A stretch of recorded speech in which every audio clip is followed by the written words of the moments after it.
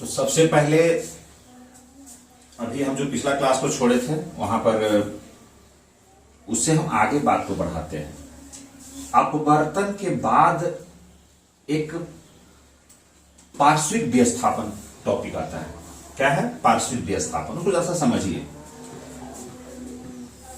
जब हम अपवर्तन की घटना को समझ चुके हैं, ठीक है, रेयर मीडियम और ये डेंसर मीडियम है, मतलब ये विरल है और ये सघन है। विरल सघन में कंफ्यूजन तो नहीं होगा? विरल का मतलब बहुत दूर दूर में अगर कुछ कुछ है, कोई ऐसा पदार्थ होता है जिसके अंदर में कणों की संख्या कम है, उसी से उसकी डेंसिटी भी हम निर्धारित करते हैं। तो डेंसिटी से ही रिलेशन है इसका अपवर्तनांक का भी, और इसी से सीधे ताल्लुक है उसका कि कोई सघन है या कोई विरल है। जिसे कहते हैं कहीं की आबादी सघन है, मतलब उतने ही स्थान में ज्यादा लोग हैं, उतने ही स्थान में कम लोग हैं, तो विरल और सघन। तो सघन विरल को आप ऐसे समझिए। तो अब सवाल है कि ठीक है, यहां से कोई प्रकाश की किरण निकली थी, ये नॉर्मल्स है। अब जरा गौर करो कि क्या होगा, ये यहां से मुड़ेगा, ये विरल है। ये कौन सा माध्यम है? विरल माध्यम है। और ये कौन सा माध्यम है? सघन माध्यम है। तो ये विरल से सघन में आएगा तो अविलंब की ओर मुड़ गया। लेकिन बाबू जरा सा देखो तो ये निकल जाती ना इस तरह से, अगर यहां कोई रास्ता में इसको कोई नहीं अवरोध पैदा करता तो। लेकिन ये मुड़ गई। अब इसको भी फिर मान के चलो ऐसे हम लेके चल सकते हैं और इसको यहां से आप मिलाइए।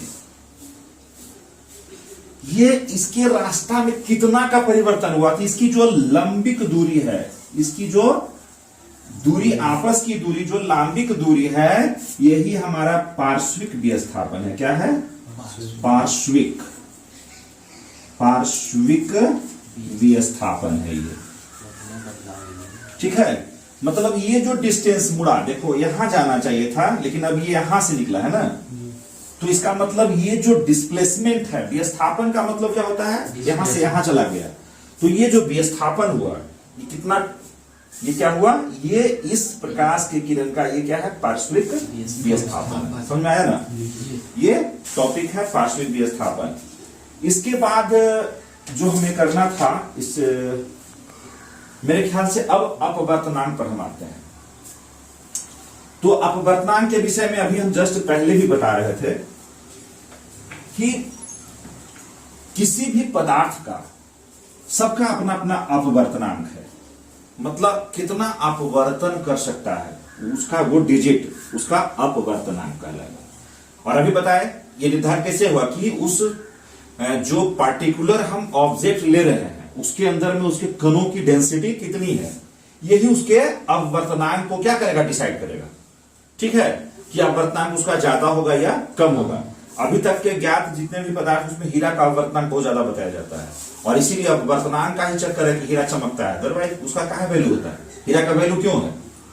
उसकी चमक। तो उसकी चमक में उसकी अपवर्तनांक का सबसे बड़ा भूमिका है जी। तो ठीक है, ये बातें तो बात की बात है। तो अपवर्तनांक से ही सीधा संबंध है कि कौन सा माध्यम सघन होगा और कौन सा विरल होगा। जिसका ज्यादा अपवर्तनांक होगा, अपवर्तनांक क्या है समझ में आ गया? उसके अंदर के जो भी ऑब्जेक्ट्स हैं उसके अंदर के जो है कणों के अरेंजमेंट और संख्या, एक पार्टिकुलर एक निश्चित स्थान में कितने कण उसमें मौजूद हैं, वो उसकी सघनता और अपवर्तनांक का। लेकिन अब हमारा जो सघन और विरल के बीच का जो डिफरेंस पैदा करता है, ये क्या है? उसका अपवर्तनांक है। और हम इससे क्या करते हैं कि अपवर्तनांक अगर कम है तो वो विरल माध्यम है, अपवर्तनांक उससे उसका ज्यादा है तो सघन माध्यम है। इसका मतलब एक बात और आ गया। अभी हम इस पिछले वीडियो में एक एग्जांपल दिए थे कि कोई बच्चा अगर यहाँ लंबा है तो हो सकता है यहाँ के लिए लंबा हो, दूसरे जगह के लिए वो नाटा भी हो सकता है। यहां भी वही ख्याल रखना होगा कि अब कोई भी वस्तु सिर्फ वो एकदम इंडिपेंडेंट रूप से वो सघन नहीं है। हो सकता है अभी हम इसको विरल लिए, यहाँ एयर है, यहाँ कांच था तो ये विरल, ये सघन हो गया। हम कांच और किसी अन्य पदार्थ का अगर हम कंपेयर करेंगे तो पता चला कि कांच यहाँ क्या हो गया? विरल हो गया, वो सघन हो गया। तो यही पदार्थ अब यहाँ सघन है, बाद में क्या हो जाएगा? विरल हो जाएगा। तो ये विरल और सघन, जैसे लंबा और नाटा अपेक्षिक है।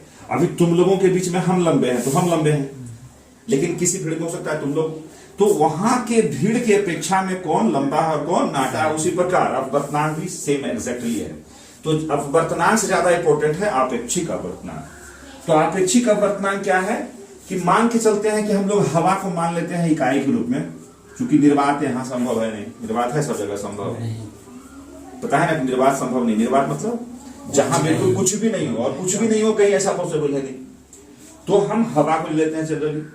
तो ये अगर विरल माध्यम है इसकी, अगर इसको हम एक ही मान लेते हैं, इसका अपवर्तनांक मानते नहीं है बल्कि एक्चुअली इसके आसपास बताया भी गया है, तो इसके तुलना में मान लीजिए हमको अगर कांच का अपवर्तनांक निकालना है, ठीक है, तो सबका अपवर्तनांक पहले हमको पता होना चाहिए अपवर्तनांक।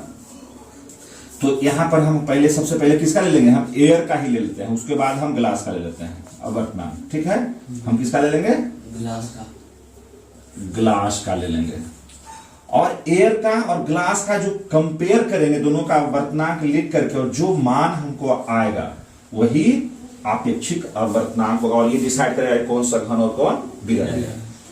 तो इस प्रकार से आपेक्षिक बहुत सारा का दिया हुआ अपवर्तनांक आपको मिल जाएगा। जैसे वायु का देखिए 1.31 है, क्या है एयर का, अगर कहे 1.3, और इसको याद कीजिए, ज्यादा नहीं है, 5 से 7 इसके जो मान दिए हुए हैं, और ये हर एक बच्चा को याद होना चाहिए। आपके बुक में है, टेबल में है, इसको अगले क्लास में आप लोग इसको याद करके आइएगा किसका अपवर्तनांक कितना है। तो समझ में आ गया कि अपवर्तनांक के बाद आपेक्षिक अपवर्तनांक। तो कांच का इसमें देखिए कितना है, क्राउन कांच का 1.48 से लेकर 1.61 होता है, फ्लिंट कांच का अलग है, अलग अलग कांच का अलग अलग है जी, ठीक है। तो इसमें देखिए हीरा का 2.42 है, क्या है अपवर्तनांक हीरा का 2.42, तो काफी ज्यादा है, जो कि और से बहुत ज्यादा है, इसलिए हीरा इतना चमकता है। तो कौन सघन और कौन विरल, जिसका अपवर्तनांक कम वो विरल, जिसका अपवर्तनांक उससे ज्यादा वो सघन। तो जब भी हम विरल और सघन माध्यम की कल्पना करते हैं, क्योंकि अपवर्तन में सघन विरल का कल्पना करना ही होगा, तो अपवर्तनांक ही उसका सीधा क्या है, उससे रिलेटेड है, और हम लोग को आपेक्षिक अपवर्तनांक जानना होगा, तभी देखेंगे कौन सघन है और कौन विरल है, उसके हिसाब से वो तय होगा।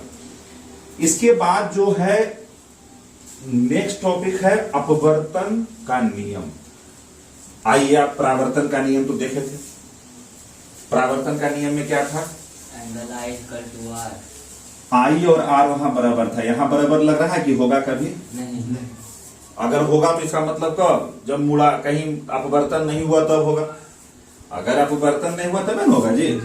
तो अपवर्तन होना तय है, तो निश्चित है कि अगर मान लो कोई रेखा दोनों ऐसे काटे, तो निश्चित है, देखो ये क्या होता है, मैथ में पढ़ा होगा कि ये क्या होता है, शीर्षाभिमुख कोण बराबर होता है।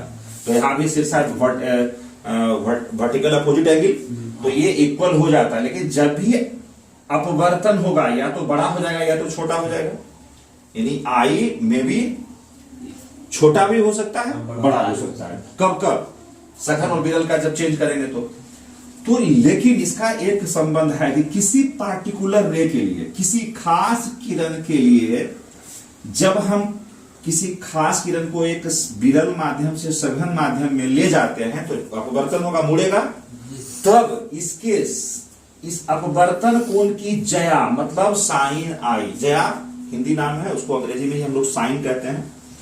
तो अपवर्तन कोण की जया और अपवर्तन कोण की जया, साइन आई बटे साइन आर, दोनों का जो अनुपात होगा, बटा यानी अनुपात होगा, वो एक नियतांक होगा, कांस्टेंट होगा, हमेशा बराबर रहेगा।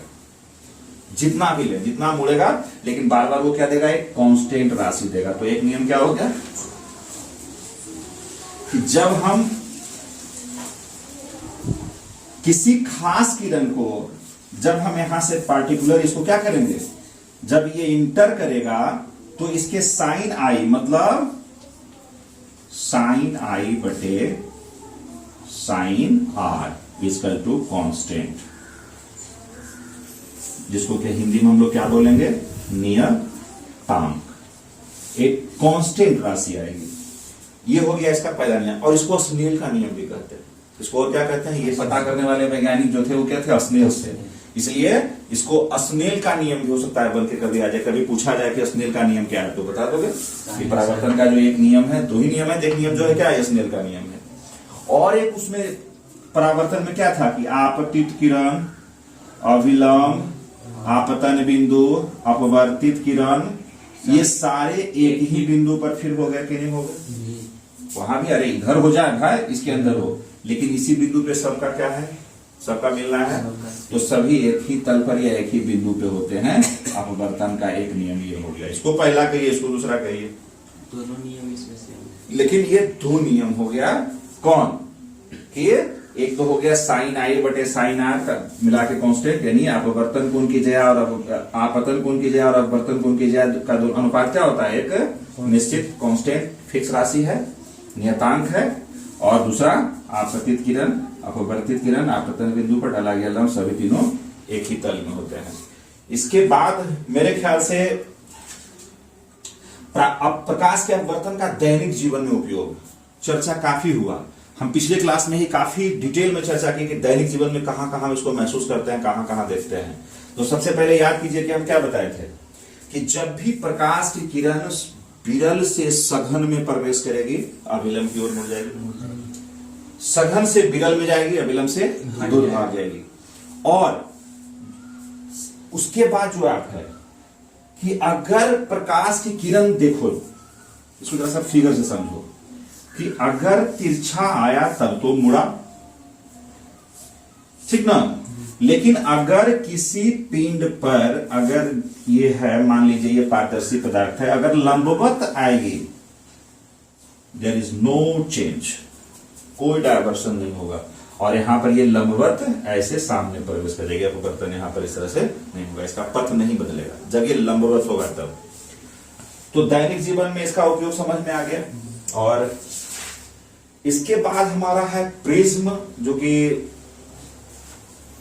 अच्छा हो कि प्रिज्म तक हम लोग पहुंच जाए। इसके बाद हम लोग लेंस में चलेंगे, लेंस एक हमारा अलग टॉपिक हो जाएगा। तो प्रिज्म को जरा सा समझ लेते हैं।